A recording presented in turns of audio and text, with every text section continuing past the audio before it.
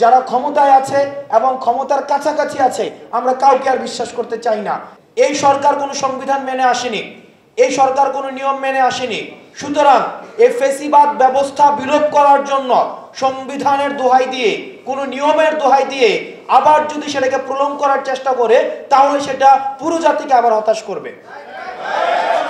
এই সরকার প্রতি স্টেপের মধ্যে আমরা প্রত্যাশা করেছিলাম ফিল করবে এই সরকার হচ্ছে একটি বিপ্লবী সরকার, কিন্তু এতদিন পর্যন্ত আমরা প্রত্যাশিত কোনো ধরনের আজকে হচ্ছে 5ই সেপ্টেম্বর, আজকে কিন্তু এই সরকারের 2 মাস হয়েছে, আমরা এখনো পর্যন্ত ওই ধরনের প্রত্যাশিত কোনো ধরনের স্টেপ দেখিনি যেটির মধ্য দিয়ে প্রমাণ হয় যে এই সরকার একটি বিপ্লবী সরকার।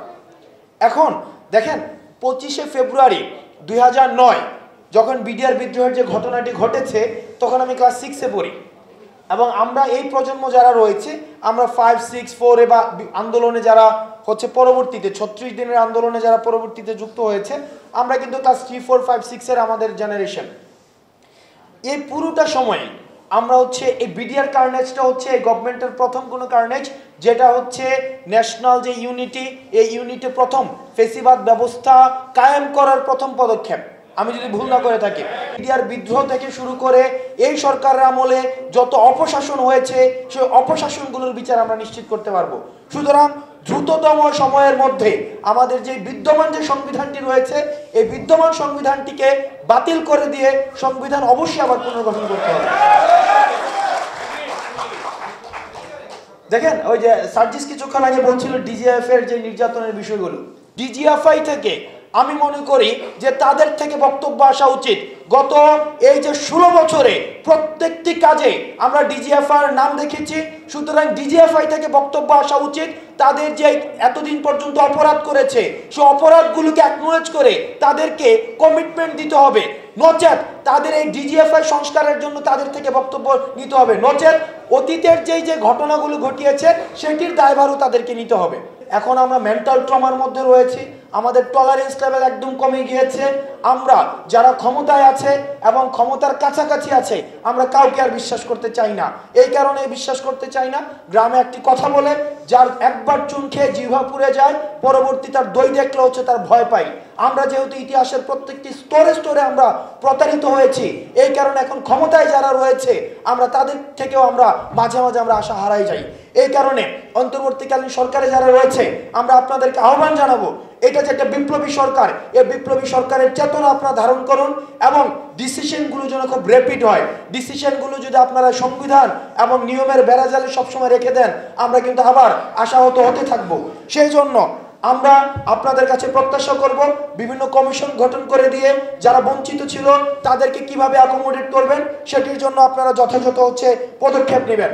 সর্বশেষ আমি গতকাল একটি রিপোর্ট দেখেছিলাম যে খুব সম্ভবত মেজর জিয়া, জেনারেল জিয়া এবং হচ্ছে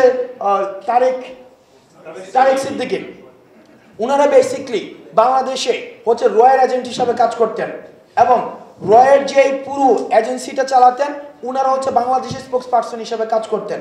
একটা সার্বভৌম দেশের মধ্যে, একটা সার্বভৌম একটা দেশে একটা পার্শ্ববর্তী একটা দেশের ইনফ্লুয়েন্স কি পরিমাণ ছিল যে রয়ের অফিস ক্যান্টনমেন্টের মধ্যেও ছিল, ক্যান্টনমেন্টের মধ্যে আপনার রয়ের অফিস ছিল।